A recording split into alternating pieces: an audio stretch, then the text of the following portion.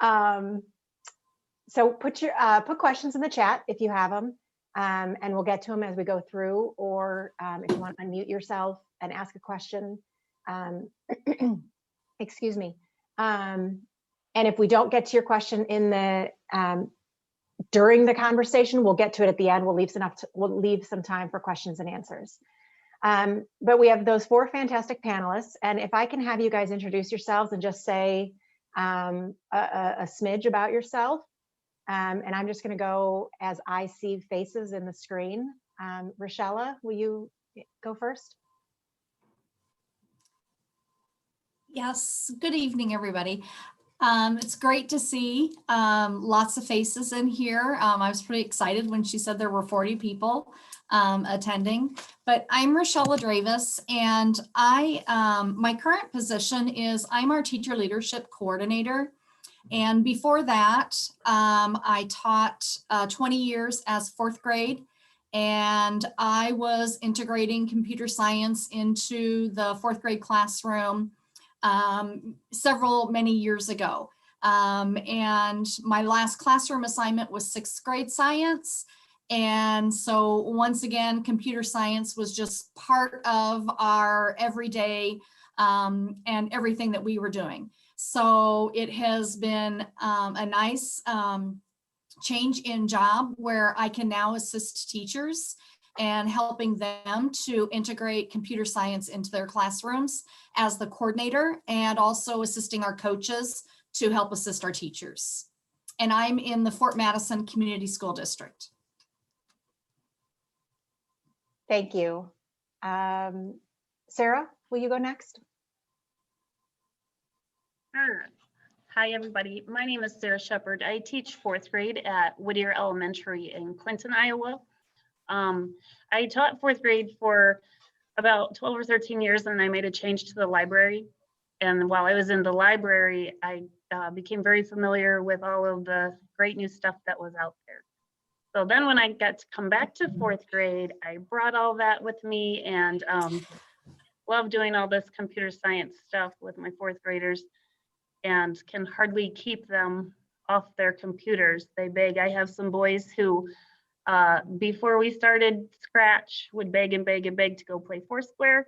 And now instead of begging to go play Foursquare, they beg to do Scratch, and they take their computers to recess. So it's just awesome to see the engagement and the excitement that the kids have for it. So hopefully we can talk about some of that tonight. Thank you, Sarah. Jackie? My name's Jacquie Drey. I am with Storm Lake Elementary my entire career so far. 2 years at kinder, 19 years at 4th grade, and the last 3 years as the K4 STEM teacher. So during 4th grade years, super passionate about science and integrating STEM and coding in the classroom, and then sort of just begged the district to create this position, and they did. So now I'm like a specials teacher, and I see all the students in the building every 4 days. So I'm on a 4-day cycle, and it's a good way for me to be able to push out a lot of the basics and unplug coding and Scratch, and becoming a CSE school this last year. We've really kind of intensified that and have good backing from our admin, and so I'm loving it. So a little different this year because of COVID, but we're making it work. Thanks. Torrey? Hi, Torrey Proctor. My current position is with Prairie Lakes AEA as the Instructional Technology and Innovation Consultant. Prior to this job, I taught STEM full-time for 6 years for Spencer Schools. I had transitional kindergarten all the way up through 5th grade. And I saw all the kids, close to 1,000 kids last year within a 6-day cycle, special cycle. Prior to teaching STEM, I taught art for 10 years. And towards the end of my art teaching career, I started teaching digital art, like video game design to high school students, 3D printing, animation with Blender, photo editing, things like that. Fantastic. Thank you all for being here, panelists, and thank you those of you that are here to hear what they have to say. So you can tell already that we have a wide variety of experiences in our panel. And hopefully you'll get some tidbits from each of them. So why don't we start with what are some of the ways teachers are CS is being taught in your setting? So Sarah, I know you're in the classroom, but if others want to share how CS is being taught, what they see happening.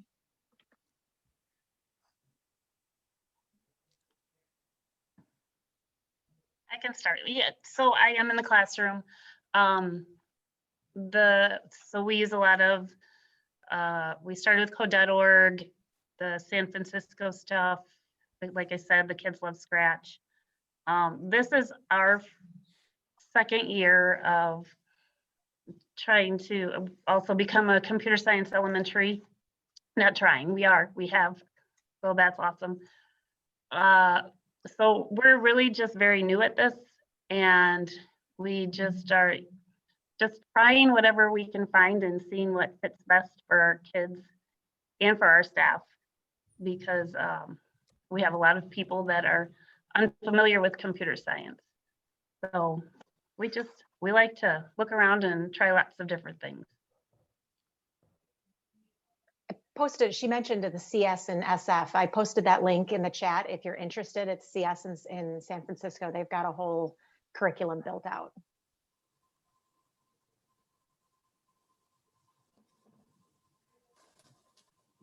Anyone else want to share?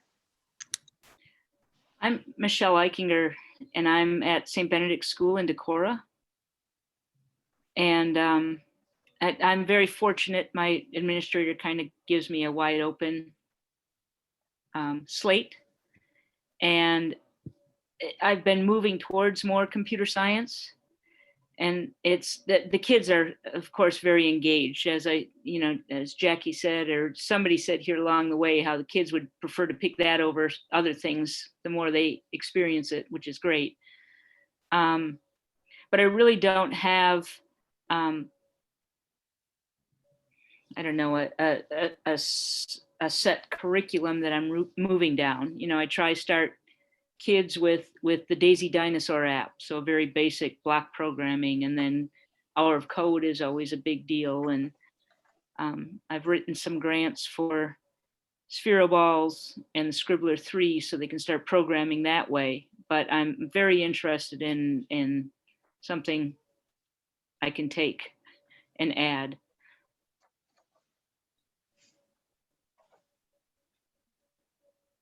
I think at Storm Lake, in addition to being a CSE school, we coupled it with another grant that was more K-12. Ren, I don't remember the name of it. Do you? It's the Computer Science Professional Development Incentive Fund through the Department of Education. That was it. And so because of that, we got to hook up with Boot Up. And so we did a lot of PD through Boot Up through the year. And so that was, key for a lot of teachers that were unsure about diving into these waters of teaching coding in the classroom. And so I guess I would say the Boot Up was a great resource and help, and has really pushed us in ways that we needed to be pushed.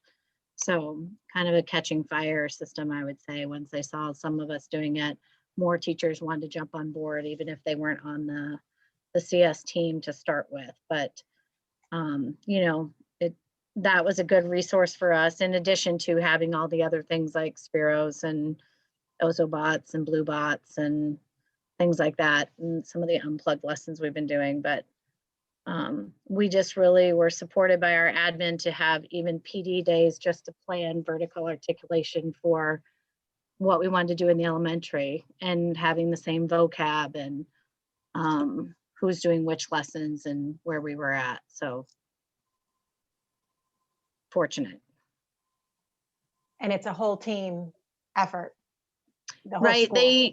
They did give us, we have like the instructional technology coach. And then we also have our our computer staff, and then our technology staff, and then they let us to have opening for 2 teachers at each grade level, and then gave them a stipend to be those leaders. So that's what, if you're interested in this and you want to do it, hop on, let's, get things going. And so we have 2 per grade level, plus our lead team, and then our superintendent, who's really eagerly pushing it for us. So we are trucking, but COVID put a big stop to it. And now we're just kind of picking up the pieces and trying to rewrite our plan, so to say. So Michelle, Ren is doing an awesome job of dropping a lot of links into the chat. And I would highly suggest, grab a couple of those, open up a new tab, and then save them for tomorrow, because I'm going to have to honestly say that without the grant opportunities, we would never be able to be where we are in Fort Madison. We did receive one of the computer sciences elementary grants last year, and we were able to start building capacity. And our idea was kind of like a train the trainer. You kind of heard Jackie say that, kind of a little bit ago about building capacity. And so that's kind of where we're trying to come from, is building capacity within. And we have 2 elementaries, so only one of the elementaries uses the money from the grant. So it's been a little tricky trying to keep our other elementary at that same level so that we can offer all the same opportunities to all of our students. But of course, I'm coming from the teacher coaching side of it. And I'm really proud of pulling with our standards. And so we're going to go back to those discussions, because that's where we left last year when COVID hit, and pulling those standards. And we actually asked for 2 priority standards in each grade level, just like the state asked it of us with the academic side of it. And so with our coaches, we're having lots of collaboration discussions about how to use the computer science standards, and with the standards that you are already teaching, and how to, you're already doing it. And so how about let's just bring a little bit of technology into it, and the next thing you know, you're hitting the computer science standards too. So that's the way that we're approaching it. But yeah, she's dropping those links, and that's a really, really good resource for you. If we can talk a little more about what Rachella just said about that you're already teaching a lot of these standards, that these standards are already happening in your classroom. Does anyone want to add anything to that? I think that's one of the important pieces, is that I know you're all here because you already are believers of computer science, but sometimes it's there's another teacher in the building who doesn't know where to start, or they're interested in what you're doing, or they see you doing it and say, oh, well, but I could never do that. Does anyone from our panel have anything they want to add to that? I'm finding schools that I'm starting to work with through the AEA job, people are dying for someone to tell them what to do. So like my solution is scope and sequence. Like, here's what you can be teaching at every grade. And I'm compiling resources for schools. Like, don't get a robot if you only teach one lesson with it. Getting resources that have a lot of bang for their buck, and you can get several lessons out of them. So that's one idea.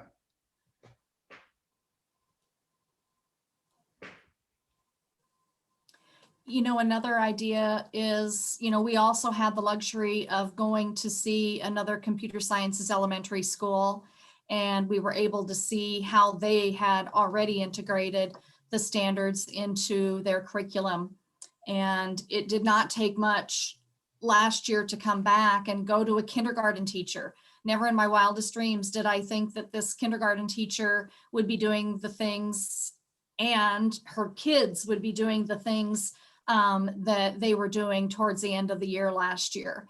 And all it takes is just one little nudge. and to take their syllabication, or to take the rhyming words, or to take beginning sounds or CVC. It did not take much at all. And that's where our coaches jumped in and said, hey, we'll make the pad for you. And, you know, then we got B-bots, and it went with our EL curriculum. We used our curriculum to do that. We weren't trying to, let's really just go find some program and let's just follow the program, because to be able to sell teachers on it, it had to be like they weren't having to do one more thing. It had to be something that they already were doing and already knew, and that's the curriculum. So yeah, just find that, get somebody and collaborate and talk, you know, join the monthly meetings here and get ideas. Just collaborate with others, I think, is a big deal. I would just echo that same thing and say that one of the big things, anytime anything gets added onto our plates, which seems to happen often, is how are we going to have the time to do this? So when we went to our staff last year to tell them we had this great opportunity, the committee, we were a little bit nervous about what we were going to get back. But I think, like what you said, even with the kindergarten and first grade, when they see that it fits so easily into what they're already doing, and we bring up that engagement piece again, oh my gosh, what kindergartner isn't going to be excited to do whatever it is they do in kindergarten, letters, or I don't know, but, and have the little B-bot, you know, going to the letter or the caterpillar. So I think once they saw that, that got them, the kids' excitement also got them excited. I would agree. I think a lot of it is just making it so it's accessible and not tough for teachers, and, you know, having either the instructional coach or somebody step into maybe their team meeting on a time and say, here's an opportunity, or reaching out to the, like Northwest STEM for us, you know, to find those mats where they're clear. So all you have to do is put the words in them, or put the science terms in them, or put the letters in them. So teachers aren't totally creating everything. They just have to stick it in the pocket to make the B-bots work, or the blue bots. And, you know, the kids love it, and it can just be a station or something they do one day. So I think you're right. For the buy-in piece, it has to be doable for teachers.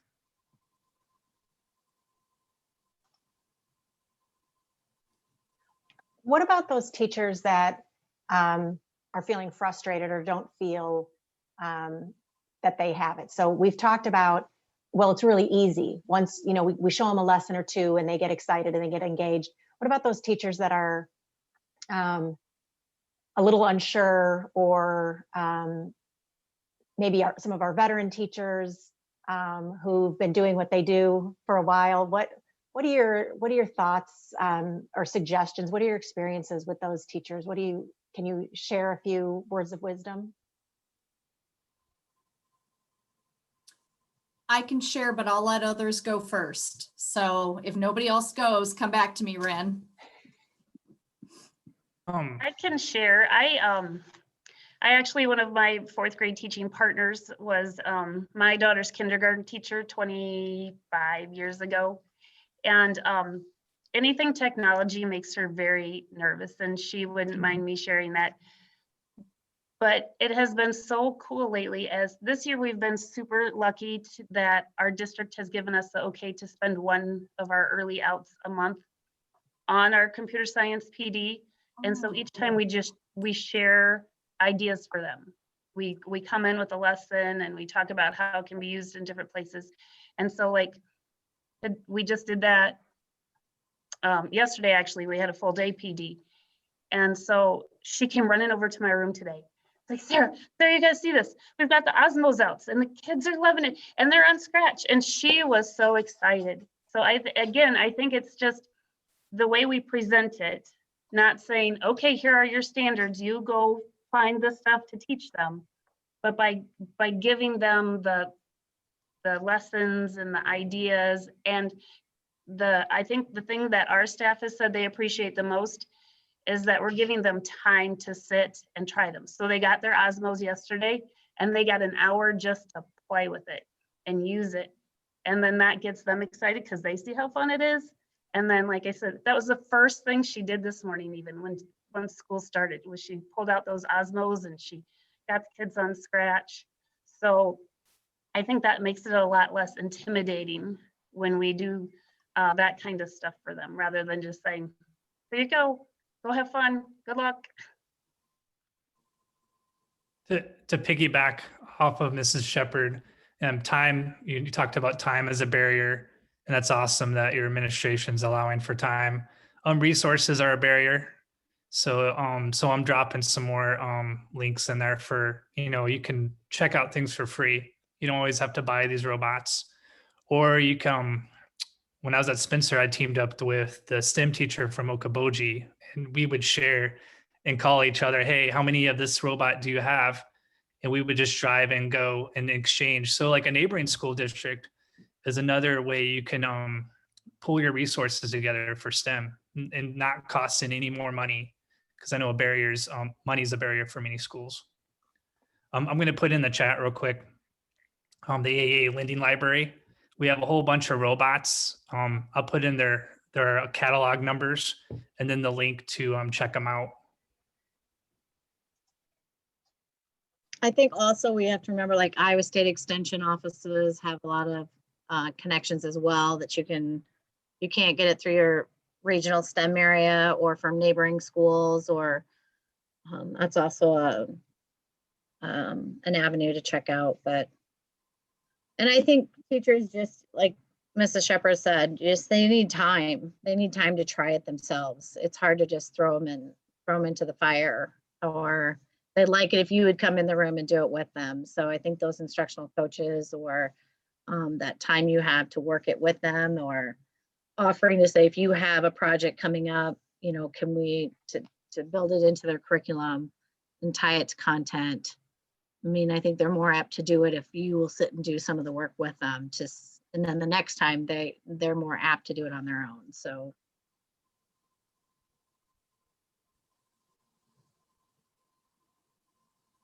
You mentioned the extension. They'll, if you can't buy equipment, and they'll buy you equipment if you teach for them, and they'll even probably pay you in the summer. I did Lego Spike Prime, which is the new Lego kits for middle school. I don't have money to buy those kits, but Extension purchased them, and then I got to teach, during the summer. So I get to try before I bring it to students in the fall. That's another pretty sweet gig, is using 4-H and Extension, partnering with them really, because they need teachers, STEM teachers and computer science teachers. They don't have a lot of that, or at least in my area. They're really strong in all sorts of other sciences, but not the computer science.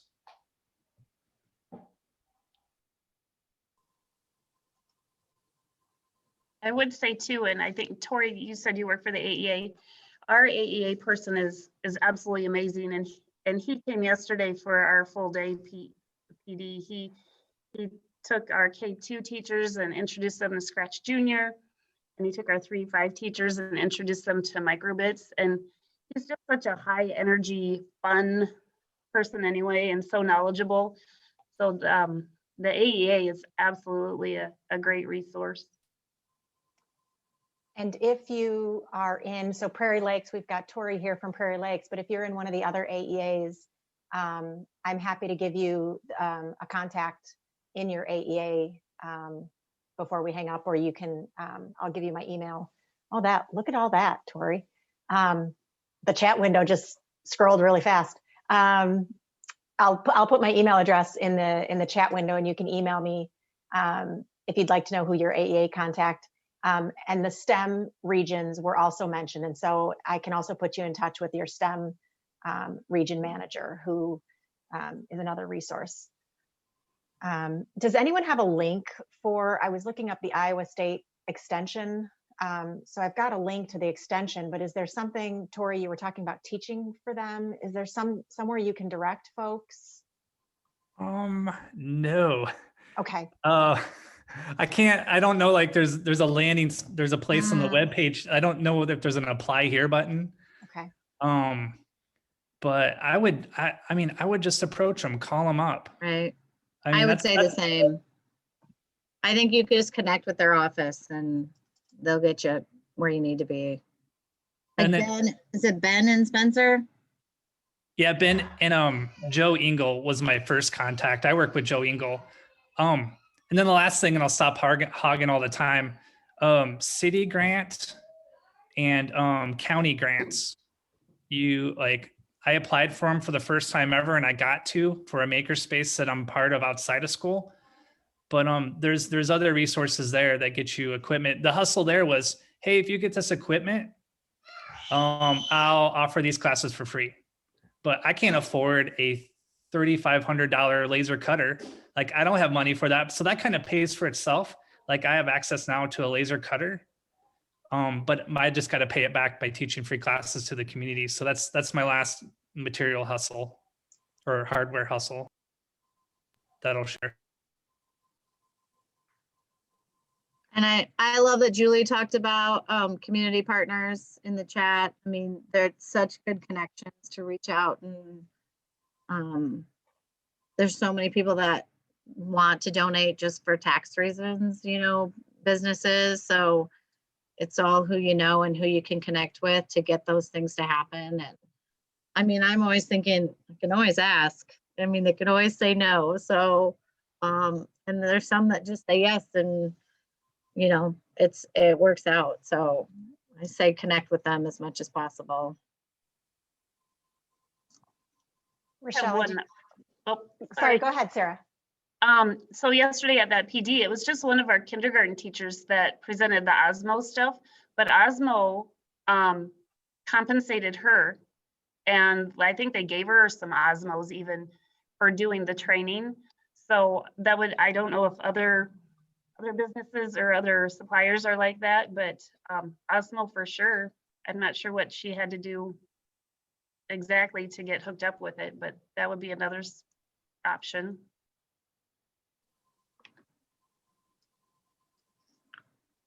All right, Rachella, you said you had something you wanted to say, but you were going to let everyone go first. So Well, no, you just know me that, you know, I can share anytime, and I didn't want to monopolize. So that's all that was.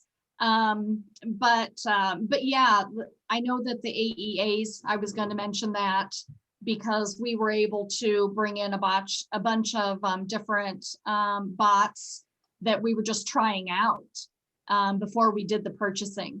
So if you're, you know, thinking about those things, you know, try those out. And the partnerships, we're getting ready we're organizing a family night for code.org week. And so we were talking about our partnerships today and how to bring them in. We actually had a family night scheduled 3 nights before COVID hit. And so we never got to do it. So we're reaching out to them again to see if we can do something virtually. And the family night that I'm going to give a plug for, it is a virtual family night. I don't have it in front of me, but I think it literally is CS in elementary or for elementary.org.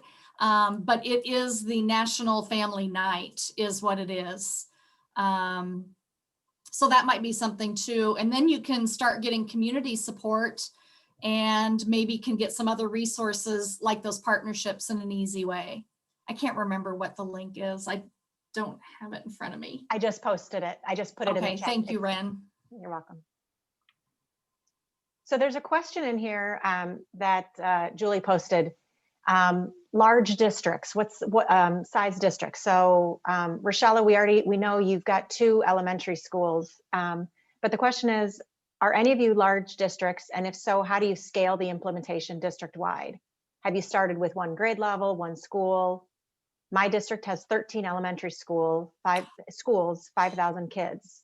And then Carol has the same question. She says they have 10 elementary schools. So I think we are all small districts for our panelists. Yeah, we have a whole 4 elementaries. And we are the only ones doing computer science right now. I know that in Fort Madison, we looked at our, and this is terrible. I even hate to say it. We looked at our school that has, between our elementaries, which one has the highest free and reduced lunch rate. And that's how we decided which building that we were going to start with the grant. But we also knew along the way that we're not going to leave our other building behind. So we really had to commit to finding other financial resources to be able to get to keep our other building right up to speed. I can't imagine doing this with 13 buildings. So for a small district, that's how we did it.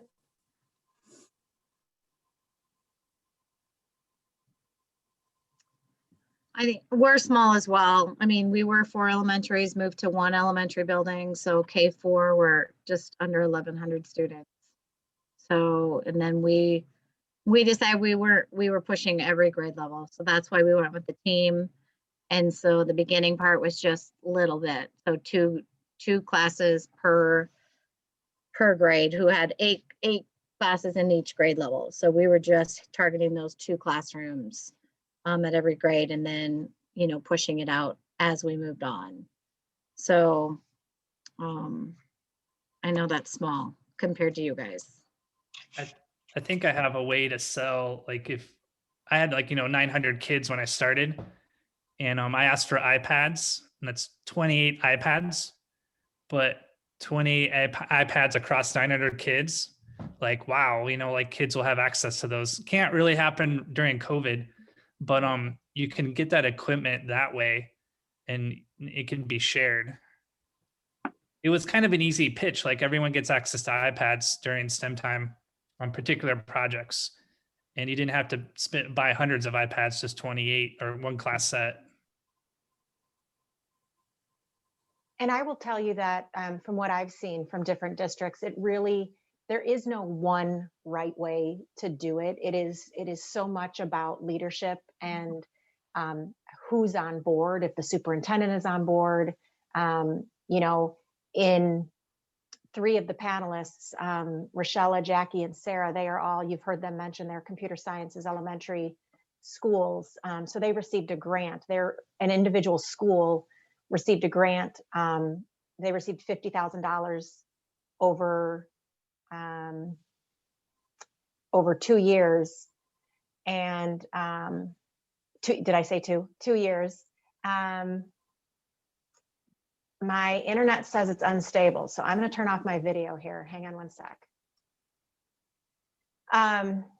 But they are all looking at one school or as you heard, smaller districts. But they some districts are pushing from the top. Some of them are grassroots, and it's individual teachers that are banding together and talking to principals and getting PD time. So there is no one right model. Sometimes it's getting it in one school and then having the other school find out about it. The other schools start to ask questions, the other principals start to ask questions.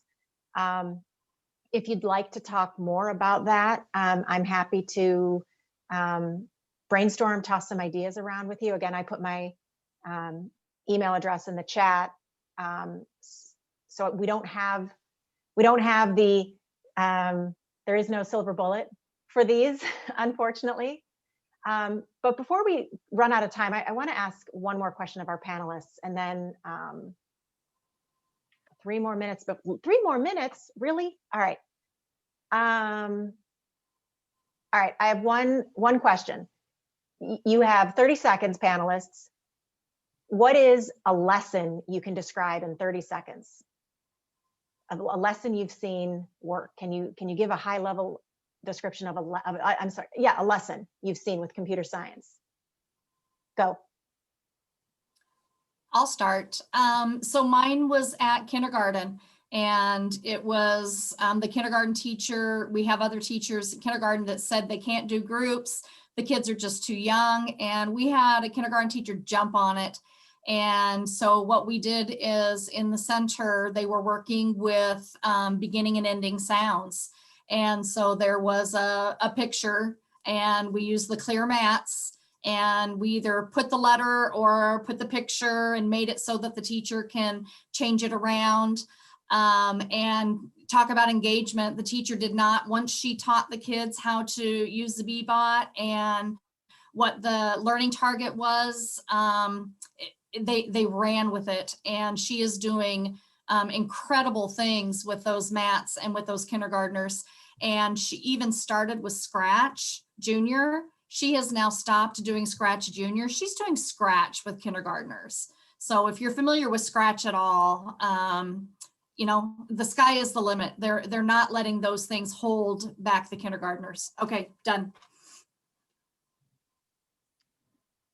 I put in the chat real quick, microbit. There's I put a video series. You can hack their kids' headphones with banana clips and then code it in your screen. And if you don't have microbits, there's just a simulator on the screen, so they can do the simulator if you don't have money to buy microbits, but microbits are cheap. Done. 40 seconds. We use Scratch a lot just to have the kids, like last year, the kids were struggling with summarizing. So they had to code how to summarize nonfiction. That worked really well. Jackie, go for it. Sorry, I was playing that video. I love Spheros. I love Ozobots. I love Bluebots. My kids were making lunar rovers. I have a moon map from Foundation, and so they make rovers that go over top of the Spheros, and they code them to go to different waypoints. All